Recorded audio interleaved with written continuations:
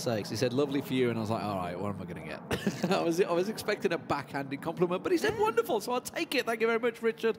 Much nicer than Galaris, that one. Yeah, absolutely. Much, kind of. Same colour and same region of the country, although James hides it really well. He really puts on a fake it. accent. He does. He goes for that fake accent. Rich just keeps to his roots. Keeps to his roots. But anyway, I don't think he wears brute. But anyway, guys, pulling away from the game, let's talk about it because we just saw G2 picking up the win.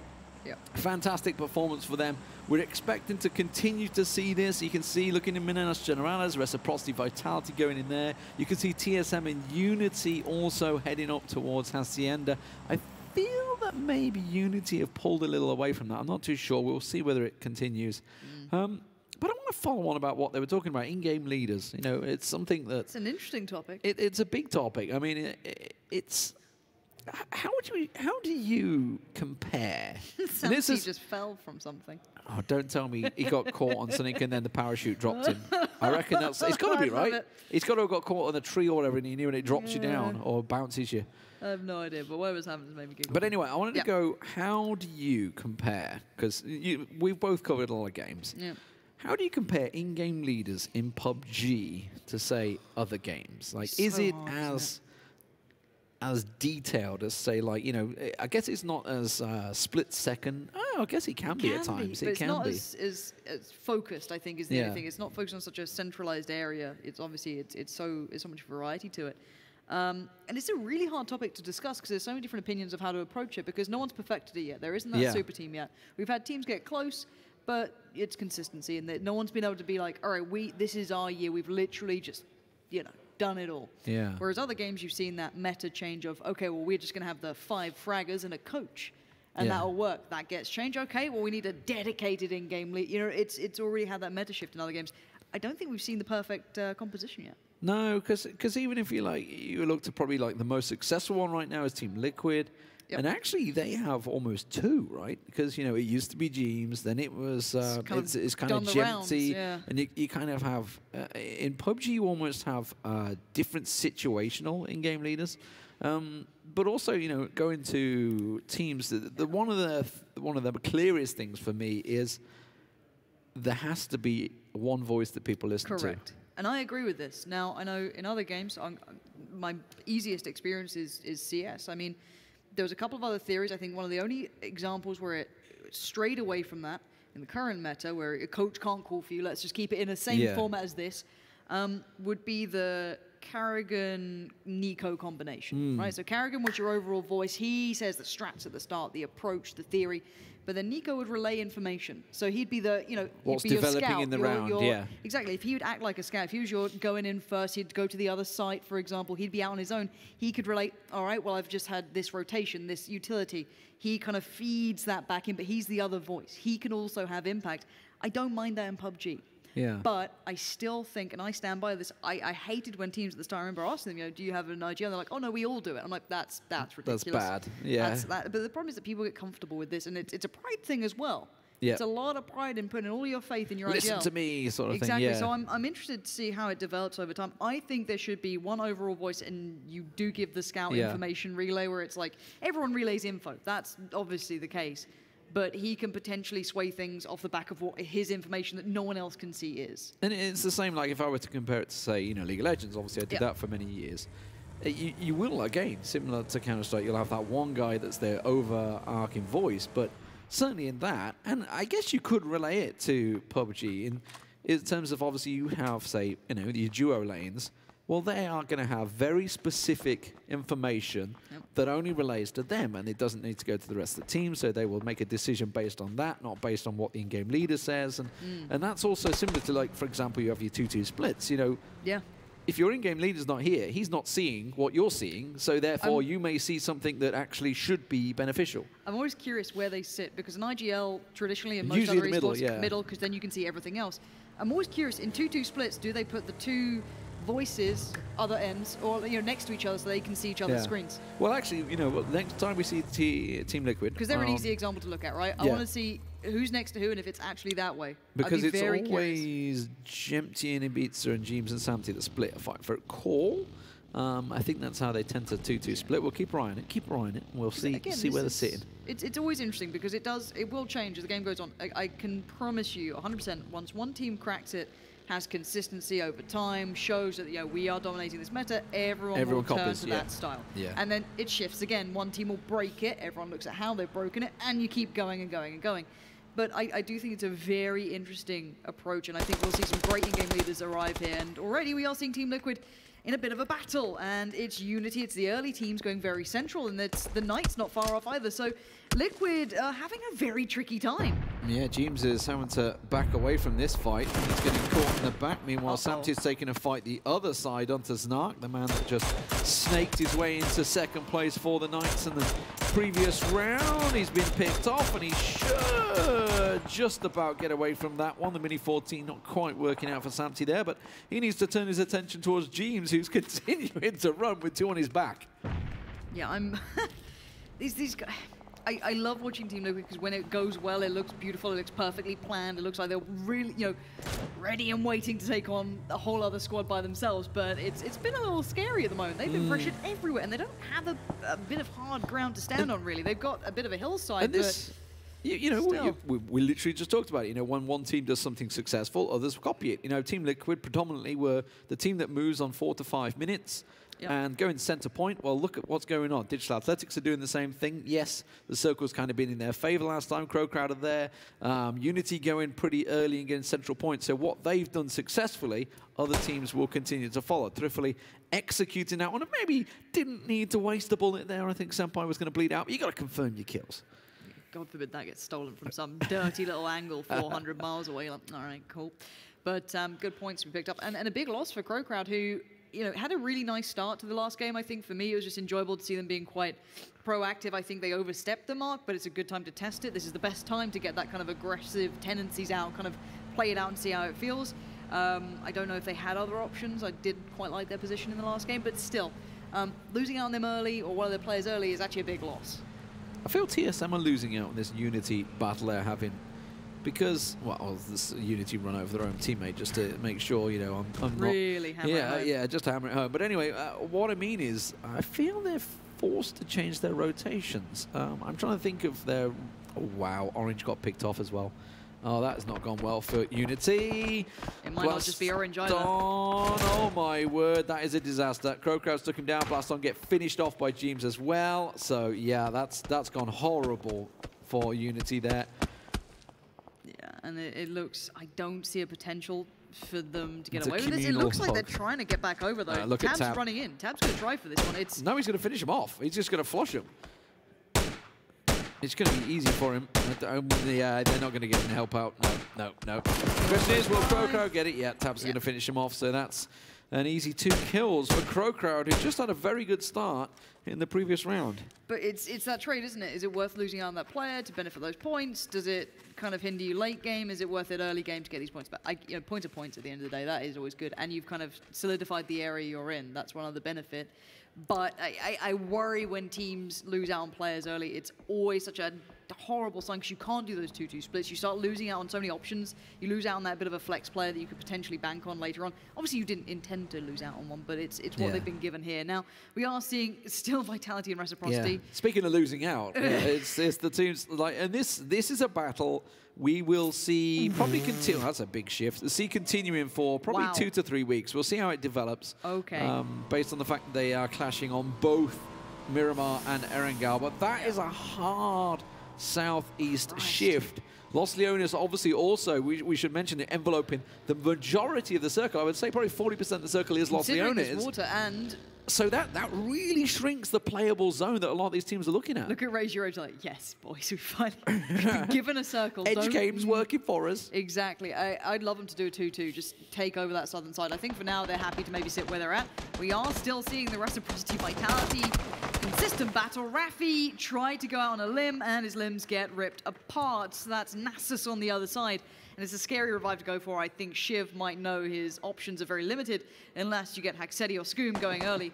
And Haxeti, once he gets warmed up, once he gets kind of unleashed, he's a great player, but I feel like he's been kind of, quelled and unable to really get into battle. And Vitality, again, kind of winning out here. Last time, I think it was Scoom that went down first. And again, they win in these situations. Yeah. Kemba is lucky to be alive. Uh-oh, Jeems just pulled up. How did he get away with that? I don't know how Kemba didn't manage to catch him, whether Jeems managed to hop drive seat and then jump out there. Quickly goes to the nade, likes to cook it, but will back away from that. I'm not too sure how he survived. Just car flashing by him. CrowCrowd have the support arriving, so Jeems not going to back away from this one. You can see Ibby's got the Grows already, so he wants that close quarters fight as well. Little risky, I would say, on the edge of Lost Leon as it is, because you don't really know what's going to be around the next corner. Yeah, I think all of us, speaking of all of us, I don't think TSM are aware that Kane's that split from the rest of G2. He's going to hear this going on. It looks like they're going to continue forward. TSM maybe going further south. I think most of us know how these circles kind of feel and how they certainly play out. Sometimes it doesn't feel like it often closes on Leones, and obviously it does not close on the coast all that often just because of how the circle works. So you can see almost all of the teams heading as, you know, slap bang banking central. on the southeast sort of spot, right? Yeah, look, between ENCE and TSM. Hold on. He's now got a really fun situation. He could potentially isolate a couple of 1v1s here. Already finding Wookiee is a big feather to put in the cap, and he can just be a real nuisance. This might force TSM just to keep moving. I don't think it's worth them trying to break into this compound. That could be a nice little upgrade for Kane as well, because no one else is close by. And this is huge work for G2. That southeast side did potentially have TSM in it. Now, they're nowhere near them. They've had to go further south. And look at G2. They're continuing to try and center up as much as they can. Vitality are just about coming into the zone. The last two members of Unity also doing the same. Reciprocity, look at this. They're having to go out in the blue. They're so worried about running into Vitality at the moment. You know, all the talk, all the bluster and gusto that came from scrims, we've been dominating them and all that, that's gone out the window. You never know. You can never rely on scrim results. Obviously, we don't tend to publicize, and they're done. Actually, I think they've been public this week. I think they have been publicly viewable, so most people will have seen any results if they've had access to them. Navi, this western side starting to get a little crowded. But I'm scared of Na'Vi. I'm scared of how good and aggressive they can be. I don't think we've seen them pushing all the way to late game really with that just yet. They've been able to sneak a couple of players forward, but if they get there with the collective continuing that sort of approach and playstyle, they're a deadly team. Yeah, I won't get a hold of someone that will be able to answer my questions. If Senya is the leader now and he can control those three amazing fraggers, that is a fearful lineup. That circle, a little off-center with the centering up there, but you can see NIP, they're kind of cruising into the back of Na'Vi. Now, Na'Vi have got FaZe shooting at them from up the hill as well, so they're in a tricky spot. That may give NIP a bit of a chance to drift on by while this action continues. ENCE is in a position to catch NIP off guard there. Yeah, it looks like NIP just want to do the old, you know, car crash on the motorway, quick little glance over, slow down a second, then just get the hell out of there. It really is. Yeah, you don't want to pull up. It's just seeing what's happening with Na'Vi. That is big, catching out Senya. And Na'Vi trying to find options, and they don't have many here.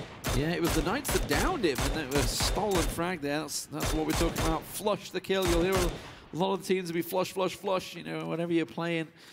Came from the old plumbers phrase as well, which Marty was a part of, I believe. A long time ago, they used to change the teams around a lot back then. NIP, yeah, look at that. See, just because of those gunshots that were going on between FaZe and Na'Vi, NIP are like, nope, we're going north. They've immediately diverted, gone well away from this one, and they're going to come in just on the edge of Los Leones. Yeah, this is quite an interesting area as well. There's a lot of topography play here because it kind of goes higher up the closer you get to Leones and the hills roll down it. So teams like Vitality, Liquid, ENCE, CrowCrowd do get really good vision over the rest of this. I'm curious how much loot they have to play with, what positioning they actually walk away with. The one issue with Team Liquid's position, for example, is they have that cliffside that overlooks them, so potentially could be pressure from ENCE if they get forced. There's a lot of folding points now on this one.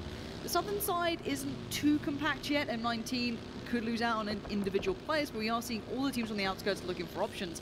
Na'Vi forced back into looking north. They're on a very long way, which will be kind of dipping in and out of the blue if they have to. Uzi in trouble. Caught the tire. That was a nice shot from ENCE there. Just catching him out. Doesn't quite catch the head, though. Just sort of, that's a turnaround straight away from Uzi. Force him back in there, and that should give Na'Vi a free passage to the north. But the problem is they are going to follow in NIP, who've just got themselves positioned in a 2-2. And I'm so glad we heard from G2 on the couch and how they were going to play the kind of edge game and, you know, take their time. They're not going central anymore. And look at this setup. They're playing it really nicely. It's a catch-all. You've got Reciprocity. Shiv, sure, he can work his way in, but you've got Kane and Braxico there. If not, they get spotted out by Udir, by Chris. They hold a great deal of ground. They're acting like this is their choice, which it is, and they're playing it with an advantageous approach rather than being passive and scared of the outside of that circle. They're holding the line. Speaking of holding the line, Na'Vi are finding very little respite here. They've swung north, and they've found NIP. Yeah, this is what they were inevitably going to run into. NIP were in a 2-2, but they decided, okay, let's group a little closer here. Let's try and get different angles. They've got to be careful because CrowCrowd actually are taking shots behind them, it seems. They haven't taken too much damage from them.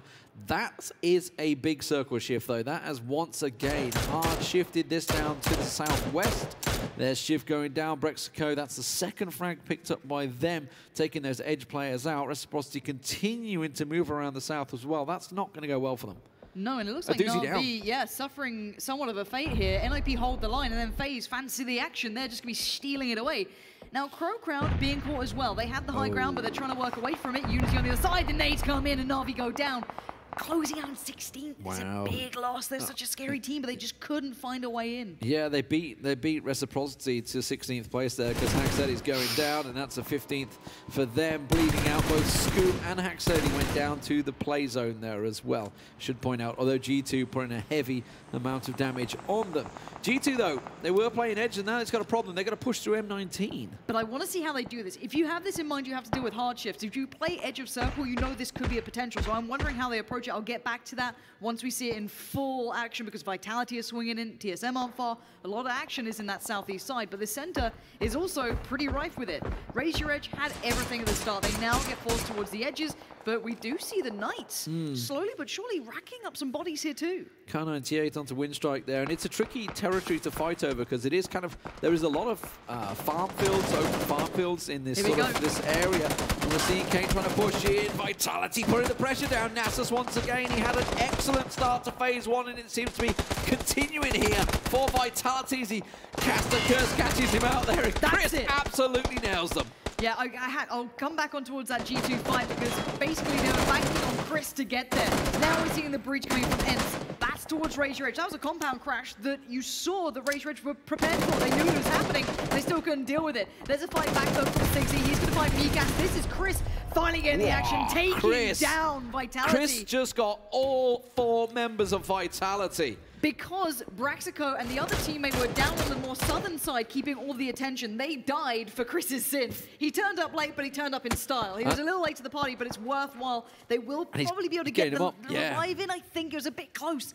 But that has basically saved them there. Chris's positioning and Udir's positioning was meant to keep those two safe. They weren't there in time, but as said, made up for it. We did see the fight continuing between Raise Your Edge and ENCE, but the yoink coming in from Team Liquid, so they're close enough by. Yeah, managing to steal it. That's a long-range nade. They managed to catch him there. But FaZe Clan, by the way, they're engaging with NIP. We're seeing G2 trying to make the way up the hills. The problem is once you are in those big fights, they have M19 to push through, but the Knights are trying to get involved. Gustav gets down, but the frag's stolen away by D-Match, which is why we're seeing them turn their attention that way. M19, they're actually fighting on TSM down the hillside. They've got to be careful. G2's coming right on them. Yeah, G2 are working their way in, and they're a scary team, but I don't know what they have walking into this situation. I don't know what ground M19 has, and Chris has just found Wanderer. I don't know what this guy is doing, but it's doing damn well for his side. M19 still have players up. TSM are being ripped to shreds, and the nades are coming in. Chris finds another. Chris just can't be stopped. Elite player is in the ditch. There's another nade coming his way. It's going to go past him, but I don't think there's a lot he can do. You can see Pittsburgh Knights, they're taking the shots on TSM and M19, so while G2 come in, they're just sandwiching the poor CIS region in between. Looking around the side, you can see Rory's going to fall down as well to the play zone. Meanwhile, Digital Athletics, they're getting some long-range grenade poundage from Team Liquid once again, who continue to have the play zone go their way. West side comes in. Let's look at who's primed here. You've got FaZe Clan controlling the north. You've got Team Liquid towards the northeast as well. They're going to have to do with NIP, Unity, coming their way, potentially Raise Your Edge if they swing north. Digital Athletics hold the eastern side, and here's the revive. Now, G2 got a couple of knocks on these players. They got nades, so they've got to be aware this is a potential thing. But now with fire coming into the back, G2 move forward, and there's a trap waiting for them. Chris has not stopped yet, though. 5 kills, 6 kills! Chris is an animal right now. This guy's about to pick up Braxico, I'm pretty sure, as well. Yep. But who's the one shooting them in the back? It was Knights. It was the Knights taking the shots. You can see it's the 2 down low, Wanted and Snark, and they've got Drayden and Reels up top. So G2, you know, just as they did in the last game, they came out on top. They're having to fight their way through teams to do it. So this edge play seems to be working out for them because they've got a lot of frags, and obviously each frag is a point in this super score system. Let's keep eyes on, though, because Udia's just come under fire. That's so you've got 2 kind of barriers here. The problem is that G2 taking those fights, being kind of bogged down, slowed down, grinded down to very low HP, means that they're now in trouble. They need a third party to alleviate that pressure, take away the Knights, which is coming in from Digital Athletics. They just found one of the TSM players, knocking them out of this round. And it looks like G2 are now looking towards the north, but Digital Athletics are there. Raise your edge. There's no easy way in on the east. Yeah, G2's trying to sneak in the backside into one of these compounds that Digital Athletics hold. Mert, of course, might be the man outside. Meanwhile, FaZe and NIP continuing to trade blows up on the hillside. You can see Gaxi down, but should be revived there. Miraku nearby. Nobody really in a position to flush that one out. Mexi trying to get over the brow of the hill. Winstrike just having a peek on the backside of FaZe Clan as well. You can see them further down the hillside. Team Liquid or Miracle, you've showed your head a little too much to the boys in blue. They're looking to try and get them kills. Oh, CrowCrowd, they're pushing around the side. CrowCrowd are pushing onto NIP. Yeah, no, they're just going past them. It looks like they're trying to find a blow-up position to try and find an angle, and it's gone terribly wrong. And it looks like we're seeing G2 kicking off. What's left of them, at least, they are again in another fight. They're going to be in toward Digital Athletics. And CrowCrowd has just gone down. NIP find their way through, stop them from pushing further forward. G's actually pushed on this too, keep in mind. He pushed up to find that fight. Brexco, the last man standing for G2, so with Chris down, it leaves him. But now Raise Your Edge are also getting involved. Brexco on the last run. They've got plenty of kills, but the blue is certainly biting in Phase 5 as now the circle buffers in. It's just going to get harder and harder. He needs to get inside that play zone. Circle centers up, gives Team Liquid all they need. That's one grenade waiting to happen. James is looking to cook it. We didn't get to see. We pulled away from it. I'd love to see where that nade went. If it landed onto NIP, looks like you can hear the sound. It didn't connect. And Jeeves will back away from it. If only he knew. Now we do see Braxico making it in, but only for so long. Sigzy turns around, finds him, but G2 racking up body bags. These guys just got over 10 kills. They look deadly. I think Chris had so many himself. Really good performance. Not ideal on placement, but still. That aside, they are fragging out. James is coming again. James There's fancies another a second nade. go. Let's see what he's got this time. 3 of them together. One of them split away. Where's it going to go? Where's it going to go? Do you see it rattling? And he's got behind them. He caught them all. And you can see MBS and Gaxi lost so much help. James! Another one comes in. Down they go. And NIP find themselves just down to VOD, who tries to come in. There's no reviving you there. This is a Phase 6 blue. It's just going to bleed him out before he gets back on his feet. Yes, he will. And VOD's going to die to it as well. He's going to go down to the play zone. A little anger shot to the air, but that's going to be a 7th place for NIP. Very nice song. Very well played. The Ninjas in pieces after that nade. Let's have a look at who's left here. 6 teams remain, and actually a lot of players standing for these teams as well. We've got some bigger squads, not so many snakes. And the center of the circle is kind of unplayable, quote unquote. It's got the big road through it. No one wants to be there. It's going to split north or south, kind of.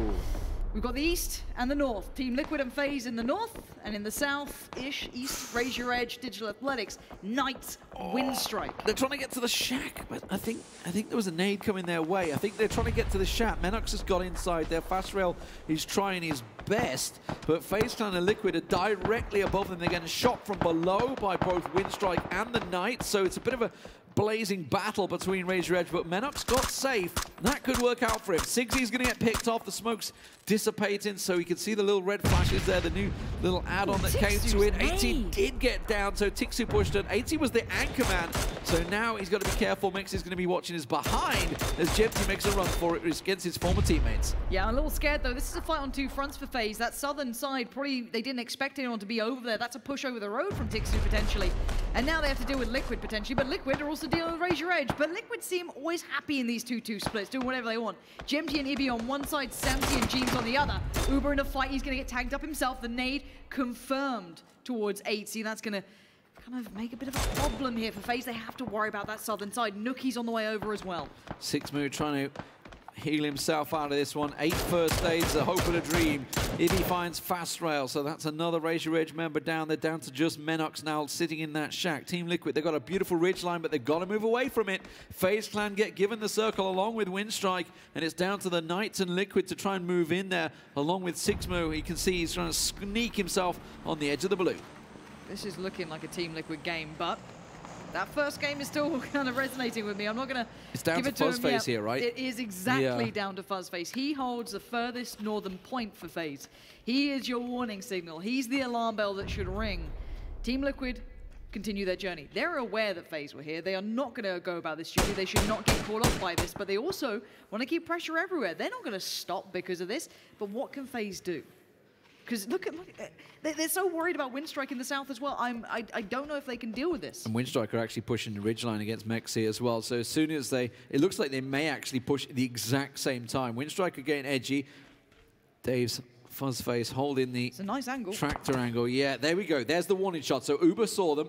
It's actually Nookie taking shots on them as well. So Winstrike taking shots, and that just caught him straight in the face. Down you go, son. Get that heel off, and that's going to buy them time. FaZe finds one. He can isolate. Samty, he's going to back straight away. He has to move away. The 1v1 former champion from Korea. Long time ago, though, FaZe looking to try and put it. Tixu catches him in the back, but he's got to push in front. Caught out by Tixu, though. The push from behind. That is big play from Winstrike, moving from the south to the north and just ruining all of FaZe's hopes and dreams in that. Team Liquid now know, okay, well, we've got a couple of players around here. There's not only FaZe, but there's also Winstrike. Let's get this one worked out. Uber in front of them, nade in hand, and Ibi charging further forward. Let's see there on the other side, Uber is in trouble, surrounded. 3 players pouring in. That's going to be Jeans leading the way. No surprise on that one, but the steal comes in. Stole it again. Winstrike nicking another one. FaZe down to 1 now. Mexi, the last man standing. Razor Edge making the move, but he's going to get spotted. Menox goes down. 6th place for him as Pittsburgh Knights have moved the other side of the road. They've got the full advantage, but look at Nookie. He's got a clean shot, clean angle. Jeems down, and Winstrike just causing pain for all the teams that have the numbers advantage. While this happens, the Knights should fold across the road. They're going to be worried about snakes. They're going to go for it. Let's see what they can do. Already Gemty's gone down. This should be go time, but maybe they're not wanting to push across. The nade flushes as well. Gemty has lost. Team Liquid were taking fights everywhere, and they've got themselves spread incredibly thin here. HP is so low on Jeems. Ibby's still alive, trying to do what he can. FaZe finally goes down. That took a while. That's a long bleed. That was, but the Knights hold all the cards. Well, Winstrike, though, don't forget about Jorski. Jorski's still down there. Mexi just laying in wait. Winstrike very vocal about their position.